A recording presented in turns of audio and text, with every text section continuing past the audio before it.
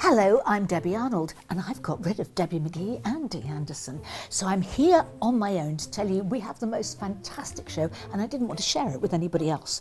We are going to be talking about the Million Hours Club. Very interesting, and lots of other hints and tips about beauty.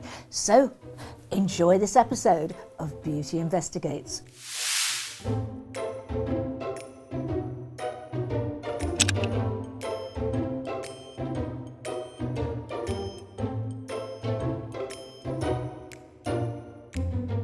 Hello, I'm Debbie Arnold and welcome to this episode of Beauty Investigates with our gorgeous friend, Dr Alka Patel.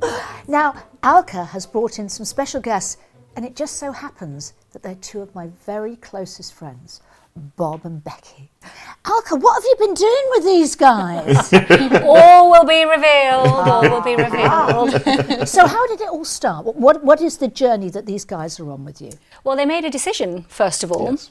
and that decision was that they wanted to live a very long life. And I asked them how long, and we came up with a number, and that number was 1 million hours. Ooh, how long is 1 million hours? 114 years. Oh, wow. Is that all? Hey, You want to live to 114? Not in dog years. you see, it's setting that aspiration Yes. to live a long life, a long, healthy, happy life, and then going on that journey towards that. What happened on this journey? Did you have to get your blood out? We did have to did get have our blood out. blood We did see yes. a lot of blood getting out. Prick your thumb and put it on these Cards. cards Yes. that then get sent off to the laboratory. Which was an extraordinary experience. And really. how long does these tests take to do? And then how long does it take for you to analyse them? So the tests are all related to finding out how old these Yes. two beautiful people are.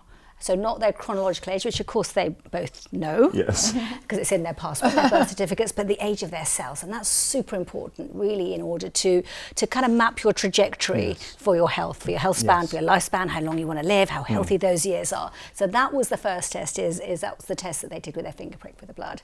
And then the other sample, well, we could say the word urine, can't we? In a pot. And then we froze it, and then we sent that to the lab. And if you think about what's important for life, it's energy. You've got to have energy to think clearly, to be agile, to be mobile, to really live life. And that's what we were testing, is how do you make energy? And of course it's through the food that you eat and the nourishment that you get. But more than that, your body's got to go through this beautiful cycle of making energy. And How do I get more energy? so if you think about the food that you eat, your carbohydrates, your proteins, your fat, they're all being broken down. You need lots of vitamins, nutrients, B vitamins, C vitamins, A vitamins, things like magnesium, manganese, zinc. All of that goes through an energy cycle, and then out pops a molecule of energy called ATP. But there's lots that can get in the way. So we looked at finding those areas where you're getting stuck.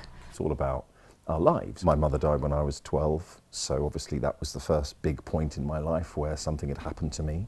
When I met Becky, when I fell in love, and when we had children, and all those different things, and then finding out that my father, who I worship, wasn't my birth father. I found that out when I was 18. Wow. So a lot of the really difficult things that happened in my life happened quite early, whereas actually with you, because when you lost your mum, you were in your 50s actually have been a much more difficult time for you than your early life was. Yeah, I mean, I think my early life was really very normal and easy and loving, and I had none of those huge traumatic moments that Bob had. It was the other way around, but it was very interesting going through those years, really and you interesting. actually see those things that you think, oh, that was fine, that was easy, and then you realise actually maybe that did have an impact somehow, And you might think, what's all this got to do with health? Oh no, I think it makes sense. And it does, doesn't it? It's mapping that timeline of life, and from a sort of life event perspective and from a life experience perspective, and whether how many times you saw a doctor and how many antibiotics you had and what you were eating and how you were playing, and all these things actually leave an imprint. And then by testing, we can see what that imprint really is, and that's when the surprises start to arrive. I always thought, because my mother's parents were killed in Auschwitz, and she came over here when she was 4 on the kinder transport. I always felt that her problems in later life, health problems, were all due to her trauma. You can't underestimate the effect that has on your life. I want to get physical, physical. Anyone who knows me knows I've been on a wellness journey. I have lost over 7 stone by the power of Ozempic, divorce, good nutrition and working out. And what has helped me the most is this bad boy. This is an amazing sports bra by Curvy Kate. I have got the hugest boobs in the world, and all those fellow people with big boobs will know it can be very challenging working out. You can feel self-conscious and also really uncomfortable. So working out with a good bra is essential, and this one's from Curvy Kate. Also number 1 is really good, and Bra Stop. I was a whopping 40k when I started working out. I've gone down to a 36 double J, and it's all about support, not just for your self-esteem, but for your boobs. So getting the right bra is absolutely essential, not just for your self-esteem, but also for support. It is so important to get something that will make you feel comfortable in the gym, that you can work out with. When I started, I had a whopping 40k boobs. Whoop whoop to my boobs. They've gone down to a 36 double J, and this is a Curvy Kate bra, which is so good. Also, I love Bra Stop, Bravissimo, Alomi, number 1 bras. Just invest in something that is going to give you support and make you feel great as you're working out, because loving yourself means loving your boobs. Enjoy. And most people don't like to even talk about being stressed, especially when it comes to sort of the work and the things that you do. It's I'm passionate about what I do, or I'm busy, but stress is very much a physiological response, and all of that shows up as an imprint in your physiology, and we saw it in your test results. And one of the things people don't associate with stress is aging. Stress speeds up aging. Are you prepared to tell us about it? I assumed, because of what's happened to me and the way I live my life, which is not necessarily the healthiest. I go to bed too late and I eat, I'm vegan, which is great, which is amazing, but I live my life like I'm 18 still. I mean, that's what you do. That's what some people do. And so I assumed it would be older than my real age, which at the time was 58. And my age was 50. So I thought, oh my God, that's extraordinary. I really couldn't believe it. And I thought, well, that's amazing. And then you went second, and I assumed that you'd be even younger than me because you are someone who lives their life incredibly well.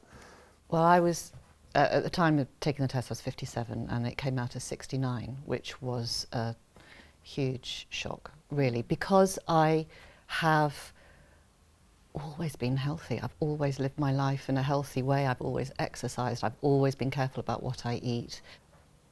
It took me a long time to get my head around that because it didn't make any sense to me. It was horrendous to hear that because, I bear the thought of being without you. So therefore, and the children were the same. But interestingly, you were so great because it's not just a health thing, it's a psychological thing, and it's saying, well, if Becky's so stressed, you guys can help. What happens now? Do you get Becky younger? I have a program which I call 10 years younger in 10 weeks. And it's interesting, isn't it, that outwardly you feel as though you're doing the healthy thing, but what is that for you as an individual? If we look at things like breath work and breathing, we know that you can reset simply by taking control of your breath. If you look at exercise, here's something really interesting, is that more is not always better. So whilst you've been really focused on exercising, it's part of just the way that you love to live life, that also triggers a stress response in your body. So we've got to find that Goldilocks point. Not too much, not too little. And we picked up some really important things actually on both of your tests, which related to gut health. Do you think becoming a vegan has helped? It was to do with how I feel about animals.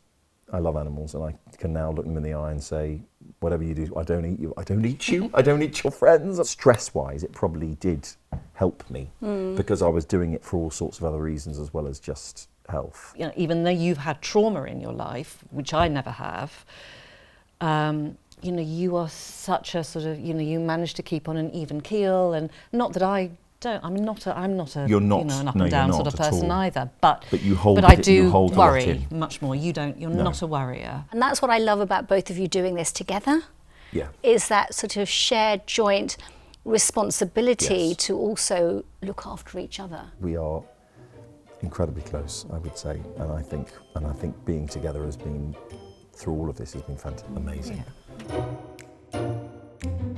This is that little funny, like a blemish. Yeah, it's all normal. I am a very nervous patient. I've never done anything. Yeah. Lots of people are very, very used to having all this stuff done. I am not. I have had a little bit of Botox up here, which I have to say I love. My tram line's coming back, but if you saw them before, I looked like a pug dog. So my name is Ivona Igert. 25 years I'm in this industry. I've just always been on this mission to do everything completely natural. Natural, small, Yes. undetected face. Today I'm going to make beautiful improvement with Natalie. Basically we have to bring out the harmony what is lost with aging. Everything very natural and just that. She will look herself, but the best version of herself. Everything I've ever done has been completely natural, and I don't really want to go away from that. I'm going to ask her some questions that maybe lots of women would like to know. Can you explain to me about lower face and what you would be doing? So I'll take micro droplets, so very, very, very small amount, and I will strategically position them on your jawline, so around your mandibula. Micro droplets of hyaluronic acid, which will pull back the skin. I'm an actress, and expression to me is everything. Here, where we have a little bit of fat loss, on that way you will get a natural connection between chin and mandibula, so jaws will disappear.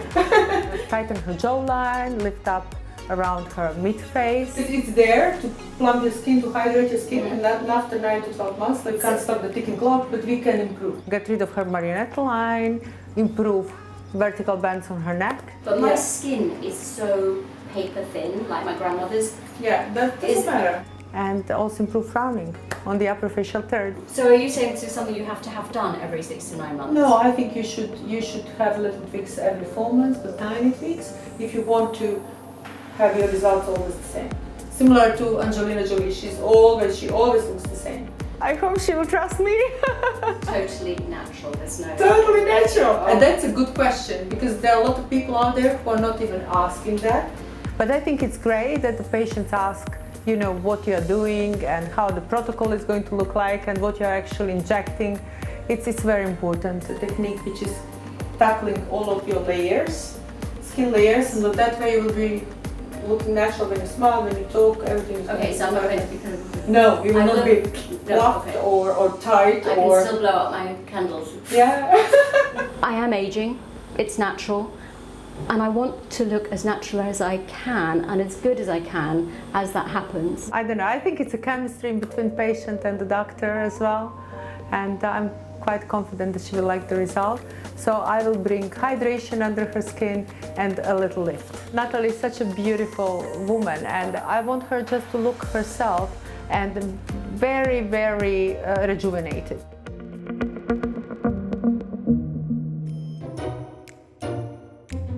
You were acting on Holby City for how many years without 12 without years, a break? with 12 no years break. without relentlessly, Yeah. without that pause, Yeah. and that will show up. And so we have to learn how to oscillate. The point is, take your lifestyle with you. Don't leave it behind. Yeah, It's got to that's be huge. something you carry That's with a huge It is. thing. It is a huge thing. I remember somebody once saying to me, "If you ever go away, you've got to live somewhere the same standard as your home. Because if you go away and you stay in a terrible place, and you don't, it's not a holiday, is it? What happens to Bob and Becky now? Yeah, there are things to focus on in terms of the way that you're going to light up your lifestyles and Yes. what those key areas of focus are for you. And then, of course, we do at some point want to be retesting the biological age to Yes. see whether it has done what you want it to do, and you're really able to manifest and map and model that younger aging, feeling Yes. that more vibrance, Yes. feeling that energy as well, and it's showing up in your tests Great. as well. And it's all about being targeted. You know, like you go on social media and there's so many things people telling you to do, and to stand on your head and drink celery juice. You've got to know what's right for you, right? Yeah. And that only way to do that is to test and track and test and track Yeah. and hit, repeat, and really be focused, because one life, right? One body. We've got one go. That's We've got it. one go at it. You are able to do your job And that's what you Yes. do. You go to work, you do your job. Whereas I'm doing my job, but I'm also thinking, Yes, as I you are. think all Yeah, you mothers are. do, is thinking of everything else that's going on, you know. Multitasking And over the whole we time, are, yeah. whereas I think you don't do that. No, but I think men in general are like that. Absolutely. Yeah, I mean, and that's every part They of their... can't multitask. No, but every part of their lives, you know, they sort of compartmentalise. Yeah. And so that's probably why it's easier for them. And I think when men get stressed, they also behave differently than we do, because I think we just hold, as we said, you hold it in and think, oh, this is okay. I think it's very interesting though when you look at people's faces, and you think about them and you think, God, what's going on in their heads as well? You know, at the moment you could be thinking, oh my God, I've left, you know, but your eyes, you know, you're just here. There's so much noise going on in our head all the time, and I think that is so dangerous. I've started to live completely in the now, and it's given me so much energy. And it's sometimes it can feel easier said than done to bring yourself back from thinking about all the things you haven't done and all the things you have to do still. And there's this lovely technique called the 5-4-3-2-1, which is based on your senses. So if you think about it, your senses act in the present moment, right here with you all the time. So if you find that your head is thinking about the dinner you're not cooking yet and the email you haven't sent yet, use your 5 senses. So think about 5 things that you can see right here, right now, 4 things that you can taste, 3 things that you can smell, 2 things that you can hear, 1 thing that you can feel, and you're immediately back where you are, because those senses don't operate in the past or the present or the future. They operate in the here and now. And a lovely phrase is always be where your feet are. It's interesting. Yes. As well, doggies help. I've started now seeing, you know, looking at the sky and thinking, what's happening to me? There's a butterfly over there, how wonderful. But I think that I was never there before. I don't think I've been there for years. I think I've just been constantly somewhere else. Yeah, it's in your brain, it's called the reticular activating system. So that's a part of your brain that whatever you focus on, it will show you more of that. Your brain is designed to show you what you ask it to show you. So if you're asking it to show you all your problems and all the things to worry about, it's going to bring those right to the forefront into your awareness. But if you're there looking at all the beautiful things and feeling grateful and feeling grounded, that's what is going to show up in your life, and you'll notice a lot more of that. And maybe one thing we all need to think about is a little bit more silence and stillness and solitude in our lives, because you're right, it's such a noisy world. We've got information overload, we've got access to information just like that when we don't want it. But the one thing we could all do with a little bit more is that silence. And it comes back to sort of asking for help as well, Rebecca. I think we are reluctant to ask for help, particularly as women, but you know, generally we've got this sense that we can do it all and we can do it by ourselves. But I think if you change your perspective about asking for help, is it's actually a gift to the person that you're asking help from, because we all need purpose. And when you look at some of the longevity studies, people who have purpose live longer. But what I do find interesting though is how people value money above everything else in our, you know, society. That, you know, people say, oh, I'll help you, need a few quid. No. And why? Because that's the only thing, in fact, that you can't take with you. Yes, I mean, that's true. you know, that, you know, material stuff. Why would you not want to part with your money to help somebody that you love? I find that very confusing. Often in life we're told who we are by other people. You're the strong one. You're the flaky one. You're the one who's very optimistic, but you're a bit crap in life and all that. So, and we think, oh, that's who we are. So therefore we don't ask. We don't ask for anything else. I mean, everyone tells you, my God, you're the secure, you're the one who keeps the show on the road and all those kind of things. So therefore you have to live up to it. so you have to live up to what you are, because you're told, particularly in this profession, because you're meeting new people all the time, and they sort of, they reaffirm what everyone else thinks about you as well. And if you come back to identity and the part that it plays in your health, Yeah. again, there's areas in your brain that light up with affirmations, and those affirmations you make are about your identity, the person that you are. So if it's I am energetic, then you're going to light up that part of your brain when you're faced with the choice and you open your fridge and there's the apple and there's the chocolate, and you're going thinking, what would an energetic person do right now? Because you have that The identity. energetic person would close the fridge. been really fascinating. I can't wait for you guys to come back to see the upshot you. Yes. of this. I'd like to know how old I am actually, Alka. Oh, well, let's find out. Have you got some blood to give me? I've got some blood, yeah. Done. Thank you. Thank you for joining us on Beauty Investigates, and who knows what's going to happen next. See you soon.